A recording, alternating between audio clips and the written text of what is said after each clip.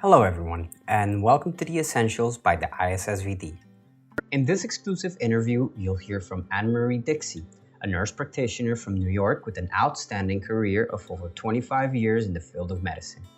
Today, she'll tell us a little bit about her experience with the ISSVD and how our events serve as stepping stones for real change in the lives of women all over the world.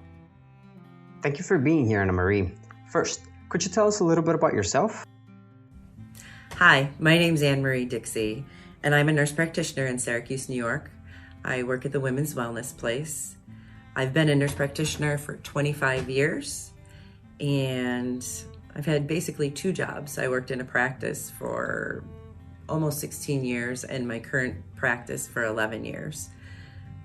I've been a member of the International Society for Vulvovaginal Disease for the last 7 to 8 years.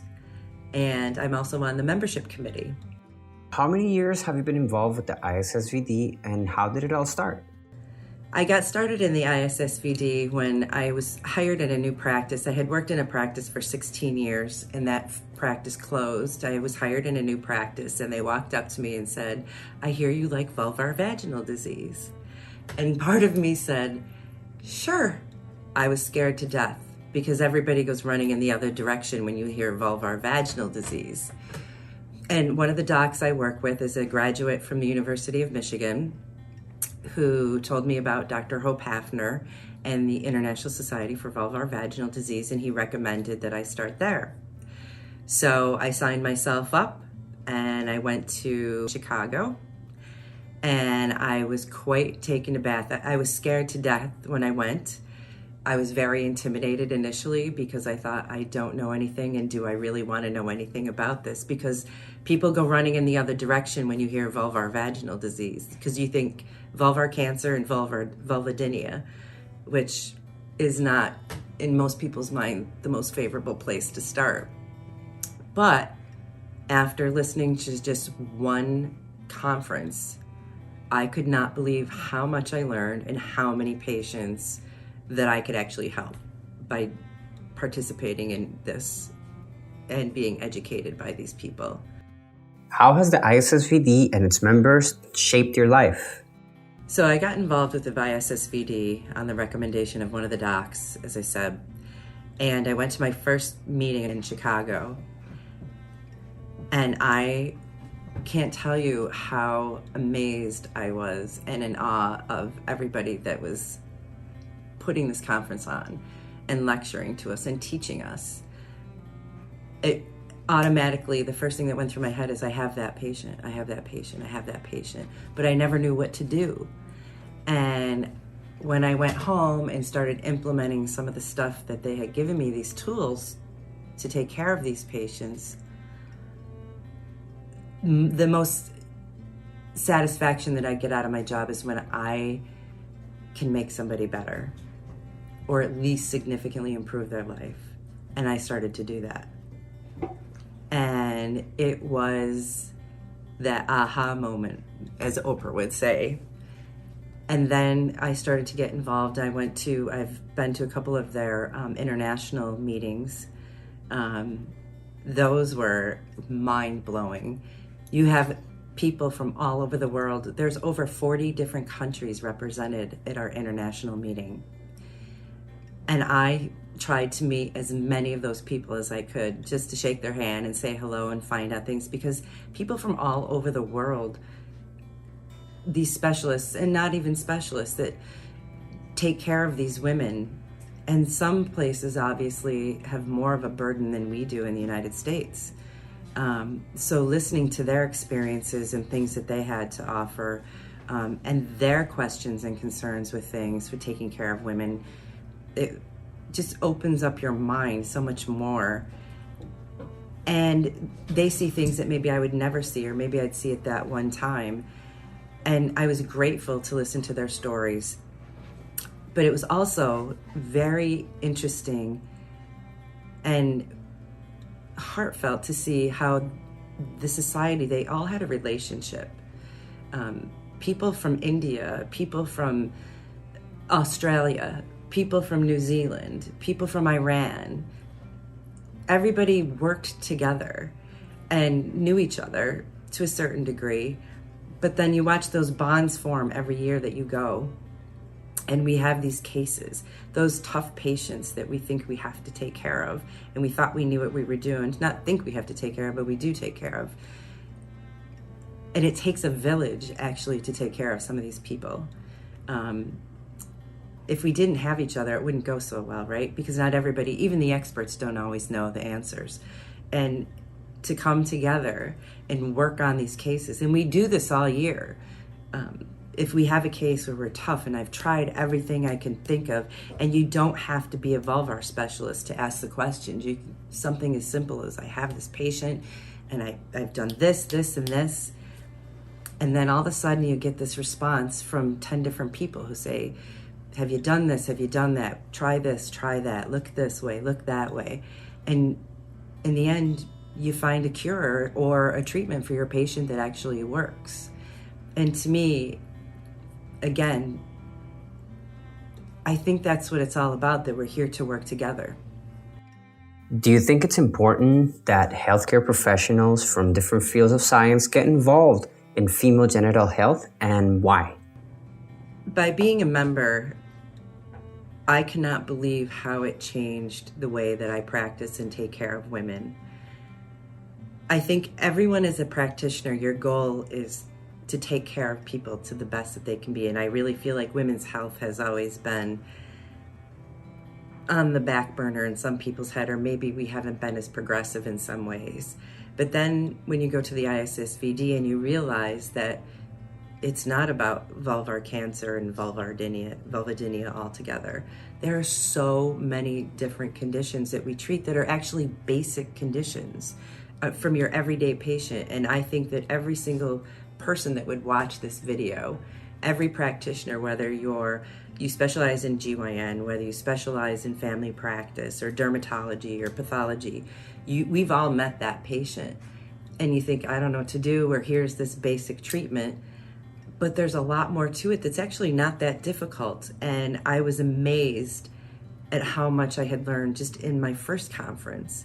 And by keeping going and participating in their groups, and the simplest little things elevated the care that I gave my patients. And my personal satisfaction is when I can make somebody feel better. And every day I can make people feel better. And now there are people sending people to me to take care of these people. And I never thought that I would get to this point. By no means would I consider myself a vulvar specialist, especially with some of the people that have formed the society and have forged through and come to great strides in the education and research that they have done. But they have taught me so much that at least I can stand on my own 2 feet. And if I don't know what I'm doing, that society has always been there for me with any questions or concerns that I have, difficult cases, even some that aren't really difficult, but you just need a little bit of help from. And yes, there are those patients where you have vulvar cancers, or you have vulvodynia patients that are really difficult to take care of.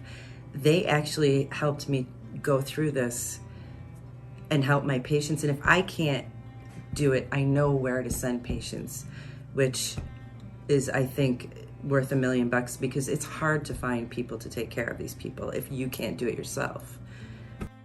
As a nurse practitioner, how has the ISSVD changed the way you see your profession? One of the things that I was amazed at is that it's vulvodynia and vulvar cancers. Actually, that's how much of that we probably see or deal with to a certain degree.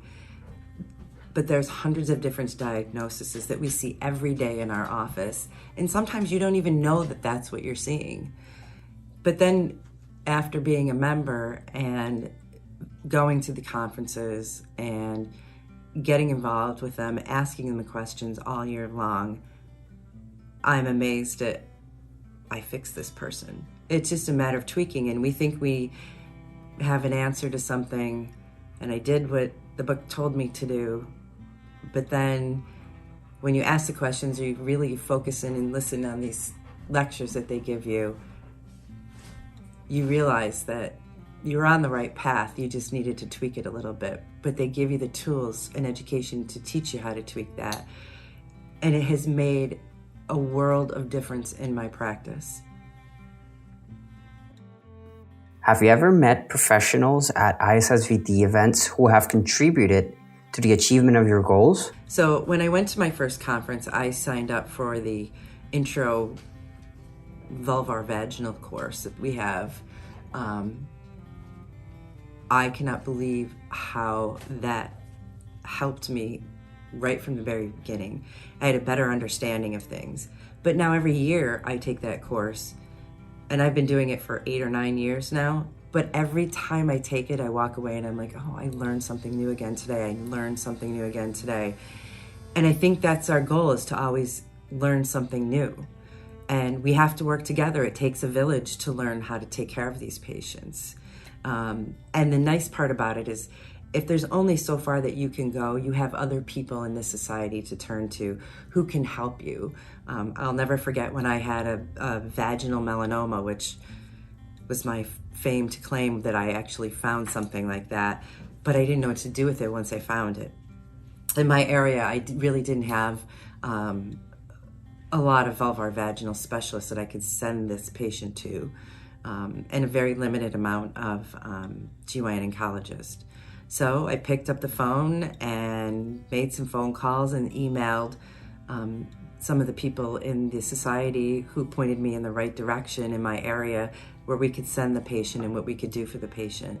And I'm happy to say that she's alive and well, and it's because they taught me how to do this. And I take a lot of pride in that I made her feel better. But the nice part about it is, at the end of the day, I'm making a lot of people feel better, and it's strictly just because of this society, honestly. Have you built any long-term relationships from previous editions of the Congress? And are you still in contact? The ISSVD is a wonderful melting pot of a group of scientists, dermatologists, pathologists, gynecologists, urogynecologists, GYN oncologists, primary care providers, run-of-the-day, everyday GYN OB providers, your nurse practitioners, your physician's assistants, your residents, your medical students. It's a great melting pot of people, and this is what really shows you that it takes a village to care for all these people. And I think that you get a very good understanding of that when you come and attend our meetings that we have. I was amazed at how much the pathologists and the dermatologists and everybody, they work together so nicely. And it helped me come home and have a great relationship with my pathologists and my dermatologists. And the scientists that they have are absolutely amazing people. And when you're taking care of your patients and you have these tough cases and you're making them better and treating them appropriately in different levels than you ever expected that you would have, I feel like I have the Hope Hafner standing behind me, and the Lynn Margison standing behind me, the Pedro Baptista, Colleen Stockdale, Jason Reuter, Tanya Boll, Mario Prietti. I feel like they're all standing behind me when I'm doing things, and sometimes I feel this, and others I feel like they're standing behind me going, "It's good job, you did okay," and it's worth $1 million. This society is amazing, and I think it's a wonderful opportunity for anyone and everyone to be involved and to learn. And to sum it up, the ISSVD provides you the highest level of care.